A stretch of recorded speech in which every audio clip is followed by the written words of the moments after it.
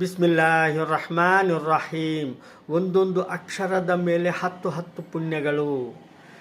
Hazrat Ibn ಮಸ್ಊದ್ ರದಿಯಲ್ಲಾಹು ತಆಲಾ ಅನ್ಹುರವರು ರಿವಾಯತ್ ಮಾಡುತ್ತಾರೆ. ಇದರ ಸಾರಾಂಶ ಹೀಗಿದೆ: ಪ್ರವಾದಿ ಮುಹಮ್ಮದ್ ಸಲ್ಲಲ್ಲಾಹು ಅಲೈಹಿ ವಸಲ್ಲಂ ರವರು ಹೇಳುತ್ತಾರೆ, ಯಾವ ವ್ಯಕ್ತಿ ಕುರ್ಆನ್ ಶರೀಫ್ನ ಒಂದು ಅಕ್ಷರವನ್ನು ಓದುತ್ತಾನೋ ಅವನಿಗೆ ಒಂದು ಪುಣ್ಯ ಸಿಗುವುದು. ಒಂದು ಪುಣ್ಯದ ಬದಲಿಗೆ 10 ಪುಣ್ಯಗಳು ಸಿಗುವವು. ಪ್ರವಾದಿ ಮುಹಮ್ಮದ್ ಸಲ್ಲಲ್ಲಾಹು ಅಲೈಹಿ ವಸಲ್ಲಂ ರವರು ಹೇಳುತ್ತಾರೆ, ನಾನು ಇದು ಎಂದು ಹೇಳುವುದಿಲ್ಲ. ಅಲಿಫ್ ಲಾಮ್ ಮೀಮ್ ಒಂದು ಅಕ್ಷರವಾಗಿದೆ.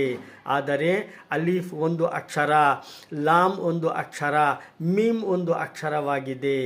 ಆದುದರಿಂದ ಸ್ನೇಹಿತರೆ, ನಾವೆಲ್ಲರೂ ಕೂಡ ಕುರ್ಆನ್ ಗ್ರಂಥವನ್ನು ದಿನಾಲೂ ಓದುವವರಾಗಬೇಕು ಮತ್ತು ಅಲ್ಲಾಹನ ಆಜ್ಞೆ ಮೇಲೆ ಪ್ರವಾದಿ ಮುಹಮ್ಮದ್ ಸಲ್ಲಲ್ಲಾಹು ಅಲೈಹಿ ವಸಲ್ಲಂ ರವರ ಸುನ್ನತನ ಮೇಲೆ ನಡೆಯುವವರಾಗಬೇಕೆಂದು ಅಲ್ಲಾಹನಲ್ಲಿ ಬೇಡಿಕೊಳ್ಳೋಣ. ಆಮೀನ್.